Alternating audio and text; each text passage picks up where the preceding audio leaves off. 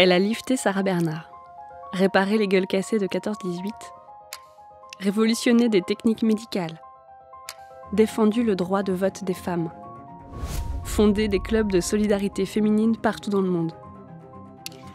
Voici comment la première chirurgienne esthétique au monde a défendu sa vie durant le droit pour les femmes de disposer de leur corps et de leur destin.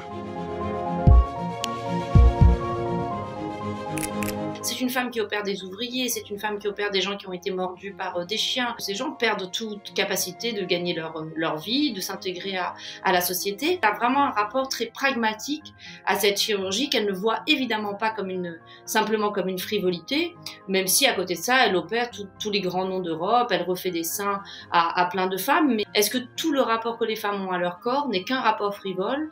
Est-ce que nous ne sommes que soumises quand nous voulons être belles? Issue de la petite bourgeoisie du Nord, Suzanne se marie à 19 ans, dessine, brode et s'ennuie à Paris. Elle veut passer son bac et devenir médecin, comme son mari.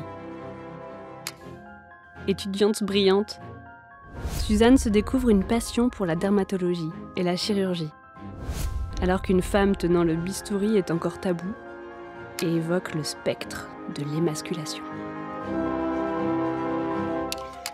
Émancipée dans son intimité, Suzanne tombe amoureuse d'un autre homme, plus jeune, et continue de travailler malgré sa grossesse. Ingénieuse, Suzanne propose à la star Sarah Bernard de reprendre son lifting raté. Son féminisme part aussi d'une réflexion autour de la beauté. Elle dit « la beauté est un capital ». Être dépourvu de beauté est un handicap qui va entraîner des discriminations, qui va entraîner du mal-être aussi psychologique. Et donc, la chirurgie esthétique va permettre à ceux qui n'en ont pas de conquérir ce capital. Donc, c'est une féministe pragmatique. 1916, des milliers de blessés rentrent du front, défigurés. Beaucoup se suicident. Suzanne se donne sans compter pour les réparer. Remodeler crâne et mâchoire. Suzanne a déjà une vision de la médecine assez moderne, où elle considère que le psychologique et le physique vont de pair. Victime d'un gaz de combat, son premier mari meurt en 1918, avant que sa fille unique ne succombe de la grippe espagnole et que son second amour, dévasté, ne se suicide en 1924. Quand on a connu tous les chagrins, on n'a plus peur de rien.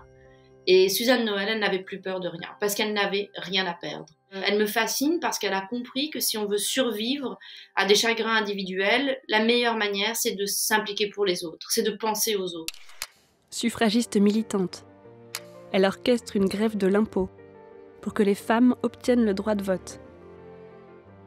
Pour elle, si les femmes n'ont pas les mêmes droits, pas question qu'elles aient les mêmes devoirs. Je portais sur mon chapeau un ruban, je veux voter. Je m'étais en outre spécialisée dans la chirurgie plastique, inconnue jusque-là. Et on disait de moi que j'étais 2 fois folle, Suzanne Noël.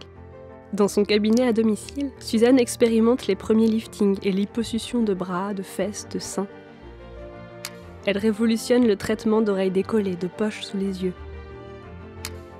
Convaincue du rôle social de la chirurgie esthétique pour prévenir le chômage, la dépression, la solitude, le harcèlement scolaire. Elle fait payer ses patients selon leurs moyens et opère souvent gratuitement. Sous l'occupation, Suzanne modifie des visages de résistants ou de juifs recherchés. Après-guerre, elle reçoit des rescapés des camps pour en effacer les traces sur leur peau, leur corps. Et Suzanne ne cesse d'écrire, de transmettre, de former à l'étranger.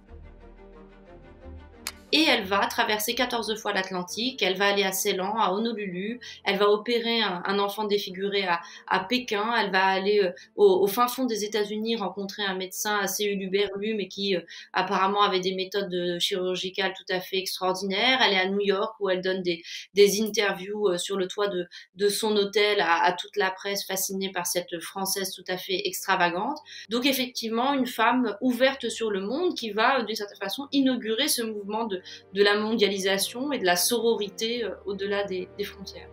Au fil de ses voyages, Suzanne fonde en Europe, au Moyen-Orient, en Asie, des organisations féminines réunissant des femmes actives, les clubs Soroptimistes. Fondatrice du premier club français dès 1924, elle est l'ambassadrice de ces réseaux de solidarité, ce lobbying international en faveur de l'émancipation des femmes.